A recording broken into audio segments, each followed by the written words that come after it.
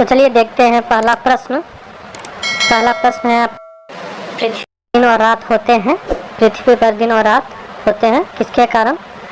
Option आपके सामने है। दैनिक गति के कारण, वार्षिक गति के कारण या छमाही गति के कारण। ऑप्शन डी तिमाही गति के कारण। तो पृथ्वी पर दिन और रात होते हैं, चलिए इसका आंसर है दैनिक गति के कारण। अगला प्रश्न, सबसे बड़ा ग्रह जो है वो कौन सा है? आपका ऑप्शन आपके सामने है। बृहस्पति, पृथ्वी, यूरेनस, शुक्र। तो आपका उत्तर है बृहस्पति। अगला प्रश्न, अगुलहास धारा किस महासागर में बनती है? अगुलहास धारा किस महासागर में बनती है? आपका ऑप्शन है ए प्रशांत महासागर में, बी हिंद महासागर में, सी आर्कटिक महासागर में या फिर डी अन्य कोई। तो आपका उत्तर है बी हिंद महासागर। चलिए अगला प्रश्न, मैग्नीज के उत्पादन में प्रथम देश कौन सा है? मैग्नीज के उत्पादन में प्रथम देश जो है वो कौन सा है? आपका ऑप्शन आपके सामने है। मैगजीन के उत्पादन में प्रथम देश कौन सा है? ए फ्रांस, बी रूसी, सी कनाडा या फिर सी डी संयुक्त राज्य अमेरिका। तो आपका ऑप्शन है आपका आंसर है रूसी संघ। रूस जो है वो मैग्नीज के उत्पादन में प्रथम देश कहलाता है। चलिए अगला प्रश्न, निम्नलिखित में से कौन देश कोयले का सबसे बड़ा उत्पादक है? निम्नलिखित में से कौन देश कोयले का सबसे बड़ा उत्पादक है? आपका ऑप्शन आपके सामने है। A Brazil, B Bharat, C America, D चीन। निम्नलिखित में से कौन देश कोयले का सबसे बड़ा उत्पादक है? Brazil, B Bharat, C America, D चीन। आपका आंसर है अमेरिका, बी अमेरिका। अगला प्रश्न,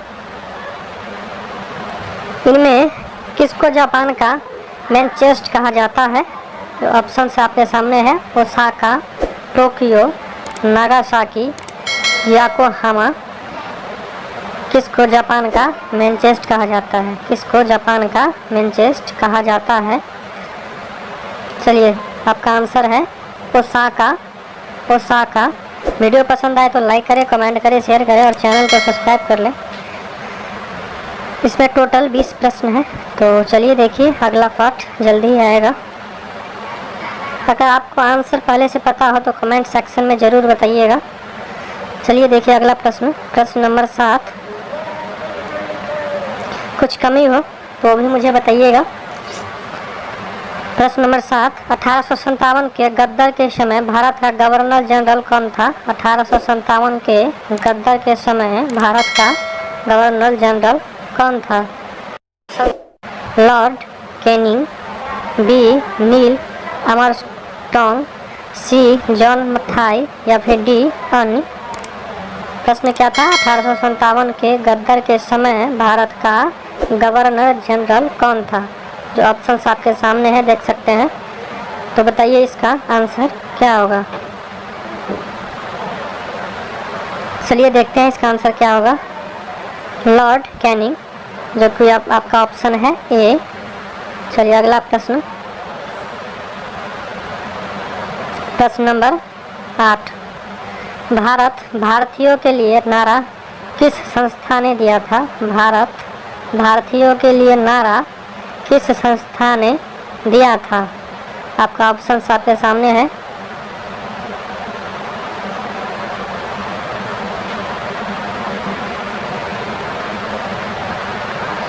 प्रशासकीय संस्था, आर्य समाज ने, ब्रह्म समाज ने या फिर अन्य कोई समाज ने। तो आपका ऑप्शन आपके सामने है, आंसर्स बता सकते हैं। प्रश्न आपका है, भारत भारतीय के लिए नारा किस संस्था ने दिया था? तो आपका ऑप्शन आपके सामने है। तो इसका आंसर क्या होगा, चलिए देखते हैं। तो इसका आंसर होगा आर्य समाज ने। अगला प्रश्न, भारत की प्रथम बहुउद्देशीय परियोजना किस नदी पर बनाई गई थी? भारत की प्रथम बहुउद्देशीय परियोजना किस नदी पर बनाई गई थी? भारत के प्रथम बहुउद्देशीय परियोजना किस नदी पर बनाई गई थी? ऑप्शन आपके सामने है, कावेरी नदी, गंडक नदी, दामोदर नदी, यमुना नदी। आपका प्रश्न है, भारत की प्रथम बहुउद्देशीय परियोजना किस नदी पर बनाई गई थी? आंसर बता सकते हैं, क्या होगा? कावेरी नदी, गंडक नदी, दामोदर नदी या फिर यमुना नदी। चलिए देखते हैं इसका आंसर। इसका आंसर होगा दामोदर नदी, दामोदर नदी। चलिए अगला प्रश्न, भारत में प्रथम स्थापित परमाणु संयंत्र ऑटोमेटिक प्लांट कौन सा है? भारत में प्रथम स्थापित परमाणु संयंत्र ऑटोमेटिक प्लांट कौन सा है? एक बार और मैं प्रश्न बोल देता हूँ। भारत में प्रथम स्थापित परमाणु संयंत्र एटॉमिक प्लांट कौन सा है? ऑप्शन आपके सामने है, तारापुर परमाणु संयंत्र, केटनोम परमाणु संयंत्र, कुडनकुलम परमाणु संयंत्र या फिर कोई दूसरा। तो इसका आंसर क्या होगा, चलिए देखते हैं। इसका आंसर होगा तारापुर परमाणु संयंत्र, तारापुर परमाणु संयंत्र, जो कि ऑप्शन ए है आपका राइट आंसर। चलिए अगला प्रश्न, प्रश्न नंबर 10, आगरा शहर को किसने बसाया? आगरा शहर को किसने बसाया? आगरा शहर को किसने बसाया? ऑप्शन आपके सामने है, सिकंदर लोदी ने, अकबर, बहलोल लोदी या फिर शाहजहां।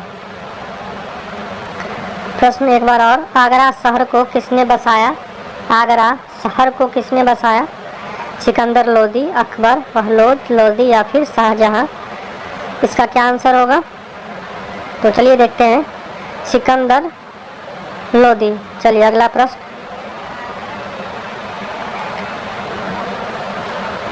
अशोक के शिलालेखों की लिपि क्या है? प्रश्न 11, अशोक के शिलालेखों की लिपि क्या है? अशोक के शिलालेखों की लिपि क्या है? प्रश्न ए, गुरुमुखी, ब्राह्मणी या फिर देवनागरी या हायरोग्लाइफिक्स। तो इसका आंसर होगा ब्राह्मणी। चलिए अगला प्रश्न, प्रश्न नंबर 12, महात्मा गांधी को राष्ट्रपति के रूप में उल्लेख सबसे पहले किसने किया था? प्रश्न एक बार और, महात्मा गांधी को राष्ट्रपति के रूप में उल्लेख सबसे पहले किसने किया था? सुभाष चंद्र बोस, जवाहरलाल नेहरू, वल्लभ भाई पटेल, इनमें से कोई नहीं। प्रश्न एक बार और, महात्मा गांधी को राष्ट्रपति के रूप में उल्लेख सबसे पहले किसने किया था? सुभाष चंद्र बोस, जवाहरलाल नेहरू, वल्लभ भाई पटेल या फिर इनमें से कोई नहीं। आंसर क्या होगा, चलिए देखते हैं। सुभाष चंद्र बोस। प्रश्न क्या था, महात्मा गांधी को राष्ट्रपति के रूप में उल्लेख सबसे पहले किसने किया था? किसने किया था? सुभाष चंद्र बोस जी ने। चलिए अगला प्रश्न, प्रश्न नंबर 14, वीडियो पसंद आए तो लाइक करें, कमेंट करें, शेयर करें और चैनल को सब्सक्राइब कर लें। तो चलिए देखिए अगला प्रश्न, प्रश्न नंबर 14, प्रथम गेलमेज सम्मेलन कहाँ हुआ था? प्रथम गेलमेज सम्मेलन जो है वो कहाँ हुआ था? प्रथम गेलमेज सम्मेलन कहाँ हुआ था? आपका ऑप्शन आपके सामने है, नई दिल्ली में, लंदन में, मुंबई में या फिर इनमें से कोई नहीं। प्रश्न है आपका, प्रथम गेलमेज सम्मेलन कहाँ हुआ था? ऑप्शन आपके सामने है, आंसर क्या होगा? प्रश्न एक बार और, प्रथम गिलमेज सम्मेलन कहाँ हुआ था? ऑप्शन आपके सामने है। तो आंसर है आपका लंदन में। लंदन में। प्रश्न क्या था? प्रथम गिलमेज सम्मेलन कहाँ हुआ था? कहाँ हुआ था? लंदन में।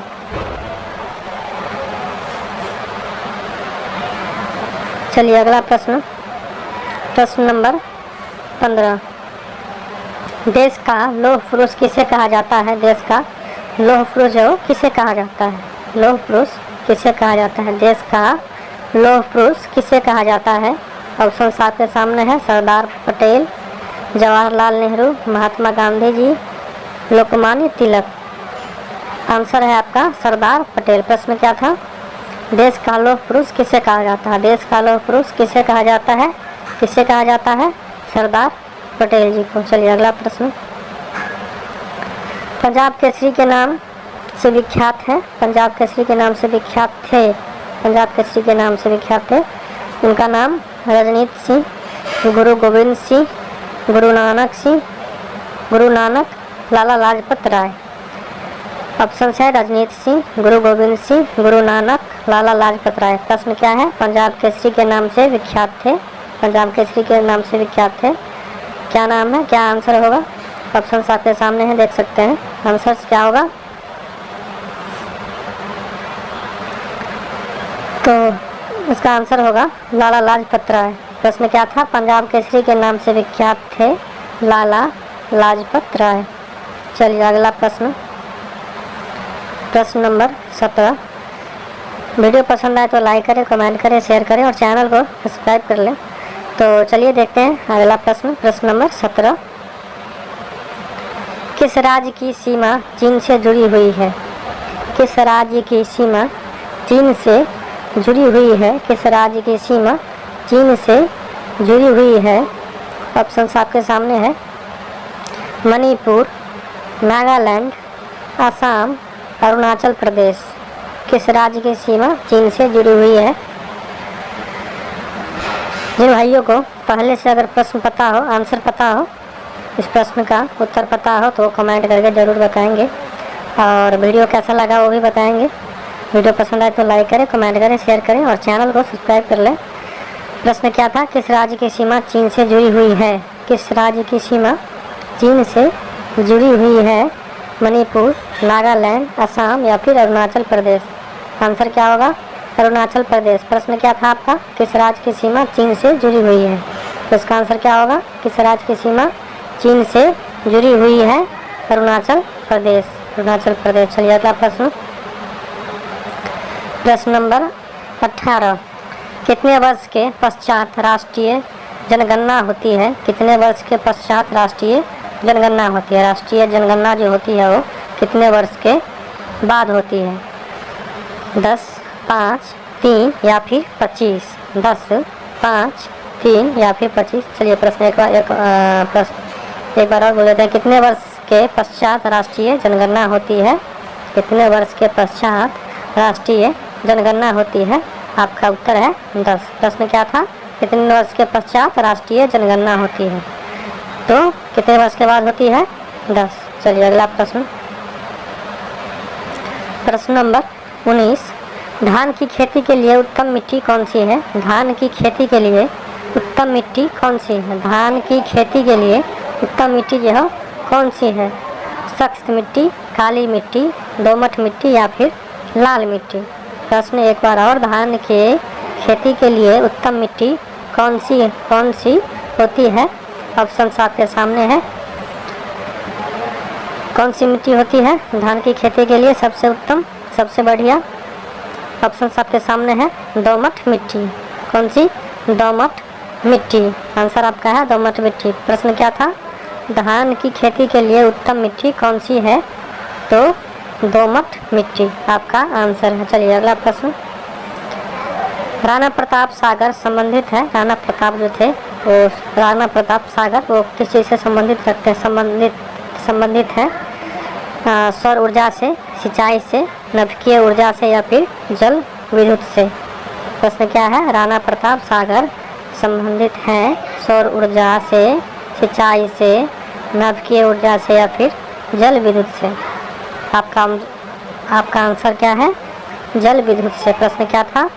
राणा प्रताप सागर संबंधित है जल विद्युत से, जल विद्युत से। चलिए अगला प्रश्न, प्रश्न नंबर